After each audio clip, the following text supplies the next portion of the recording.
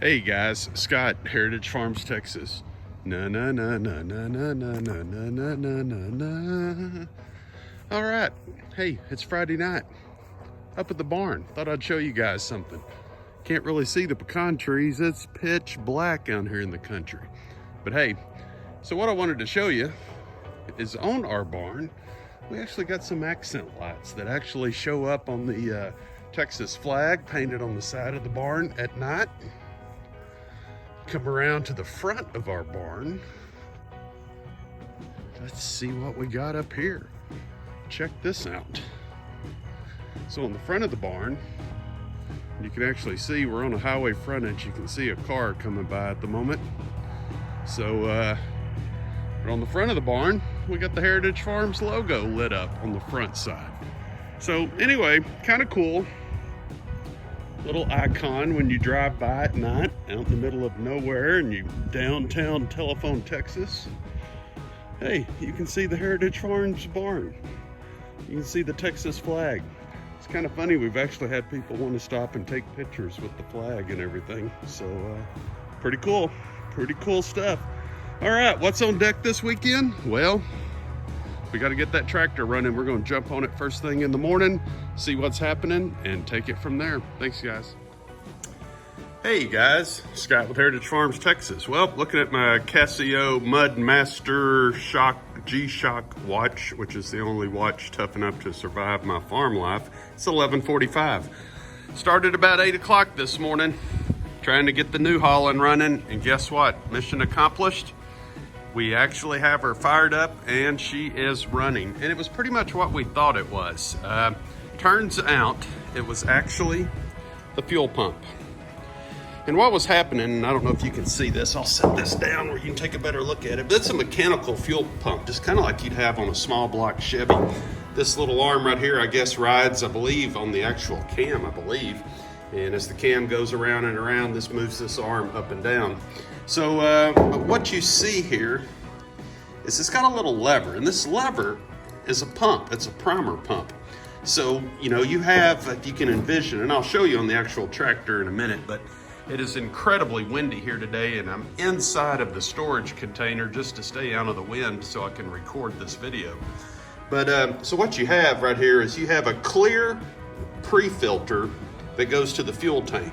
So this right here, and from here, it goes right into the canister fuel filter, the big canister fuel filter.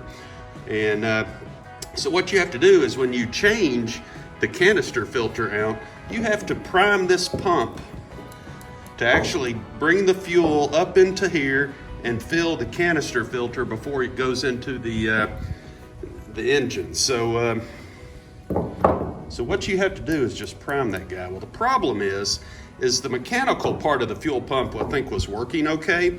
And what would happen is if you were driving it all the time, nonstop, cranking, starting, stopping, and driving it every single day, I think it kept enough pressure in the system. But I think somewhere along the line, this thing was losing pressure and this pump would not work. In other words, when you had the clear pre-filter, you could pump this and you would see no bubbles, you'd see no movement on the pre-filter.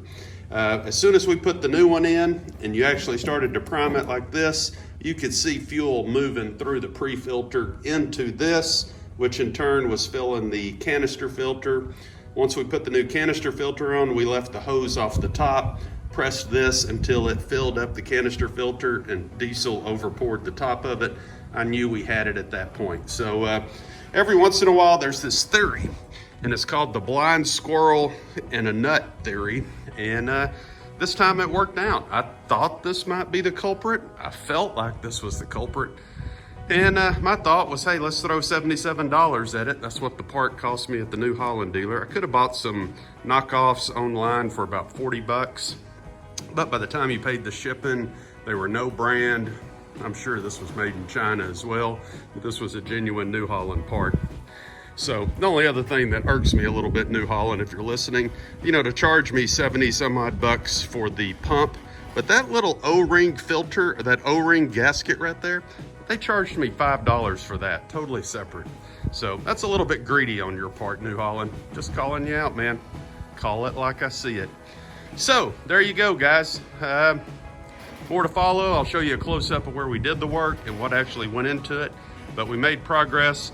Big Blue is back on the road. Glory be to God.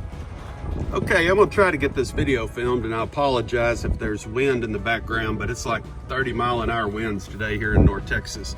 So hey, wanted just to show you the install. We got the new fuel pump, and it's really hard to see because it's back here. But you can see the nice shiny fuel pump right there. You can see the little lever I was talking about that you have to pump to prime it. So we got it in. So how did we install it? Well, what we did was we came in here, we took the canister filter off the old one, took the bracket off the top just to give us more room to operate, pulled these hoses out of the way, then came over here to this side. We took the pre-filter out. As you can see, I installed a new pre-filter. You can see nice, pretty diesel fuel in there. Coming over to the pump itself, and you can see the lever right here that we used to actually make sure that everything was primed. So it turned out it wasn't too bad of an install, but hey, anytime you're working in tight quarters, I don't know if you can see where I was working, but literally I'm working between the tire, the frame, you got the whole loader assembly, so very difficult to see. I'm sure a lot of you guys out there do the same thing, but whenever I put a new filter on, I always document it on my records that I have back at the shop.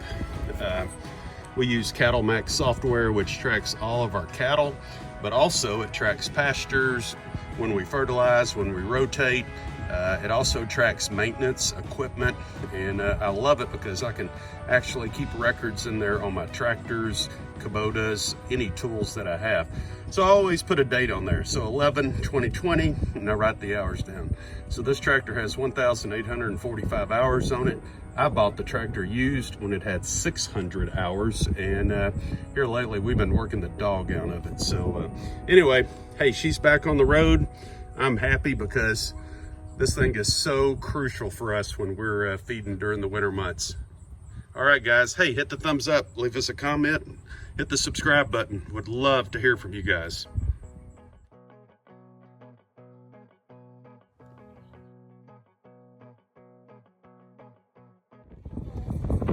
Hey guys, Scott with Heritage Farms. I've got the crew with me. My daughter Ashton, my wife Michelle, CEO, CFO, my rock star.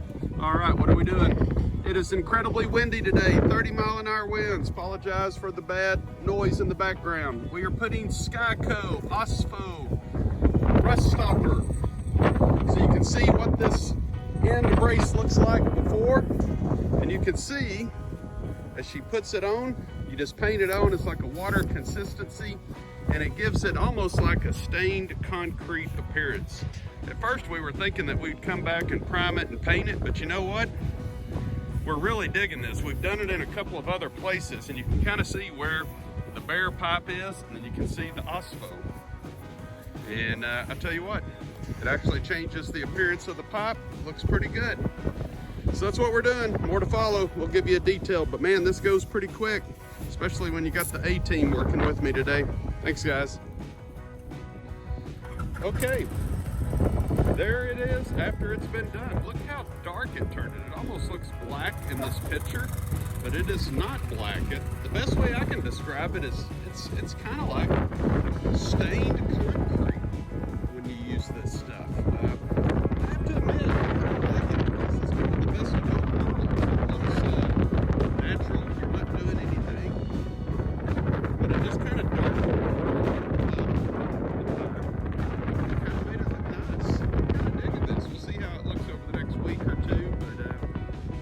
Save a ton of work if this stuff works, seals the pipe, and then the pipe stays this color going forward. Pretty excited, but I have a feeling it'll probably fade out with time and we'll get new surface rust on top of it. But you know what? Hey, we may do it again. The good news is that literally it took like 5 minutes to do this one in post and everything. So it went pretty fast. I mean, the stuff literally paints on like water. Okay guys, not sure if you can see it, but on this side of the major intersection, we have not done the osprey.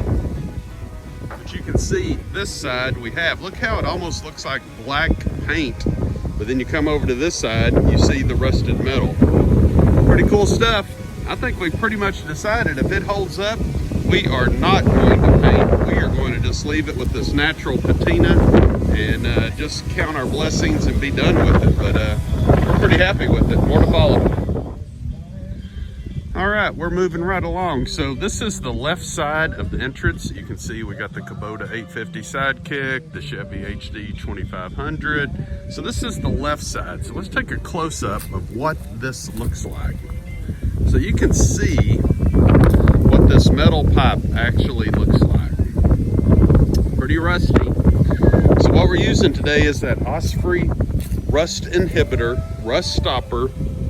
And what we found out is that it really gives a kind of a neat appearance to this. So come over to this side. You can see what this looks like. Look at how this side looks. It almost gives it a black, kind of shiny gloss patina. I tell you what, I think we kind of like it. We're kind of hoping it stays and it works. So there you go, guys. But so far, we are very happy with this OSPHO Rust inhibitor.